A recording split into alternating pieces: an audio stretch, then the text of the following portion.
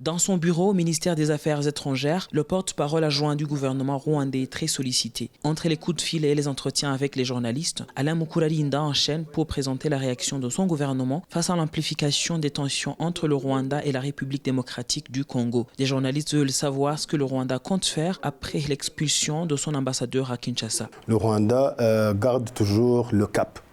Ce problème doit être résolu via les voies pacifiques, par les débats, par les discussions. Ça, c'est la posture du Rwanda et qui n'a pas changé.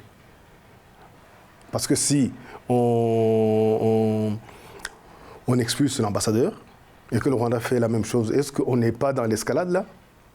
Le Rwanda a décidé, je dirais même que la décision, le communiqué qui a été publié hier, c'est un communiqué de désescalade.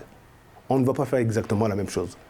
Plusieurs initiatives de médiation ont été mises en place pour résoudre la crise entre la République démocratique du Congo et le Rwanda, notamment la feuille de route de Luanda, le processus de Nairobi ou encore récemment la rencontre avec le président français Emmanuel Macron. Apparemment, toutes ces solutions semblent ne pas produire les résultats attendus. Il y a eu également Addis Abeba, il y a eu Afrique du Sud. On peut remonter dans le temps. Mais moi, je pense qu'aujourd'hui, il faut le dire.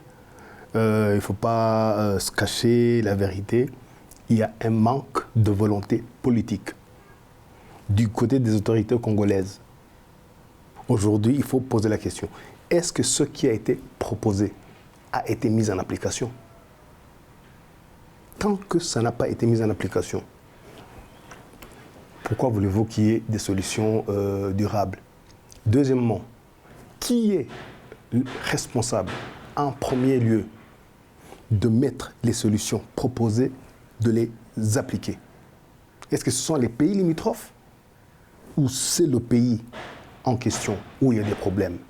Dans un communiqué publié le 30 octobre, l'Union africaine rappelle les parties prenantes dans cette crise à privilégier le dialogue. À cet égard, l'organisation appelle toutes les parties à participer de bonne foi au 3e dialogue de paix intercongolais qui se tiendra à Nairobi du 4 au 13 novembre 2022. Pour rappel, le gouvernement congolais reproche au Rwanda de soutenir les rebelles du M23 qui assiègent aujourd'hui plusieurs villes à l'est de la RDC, des allégations que le gouvernement rwandais a toujours niées.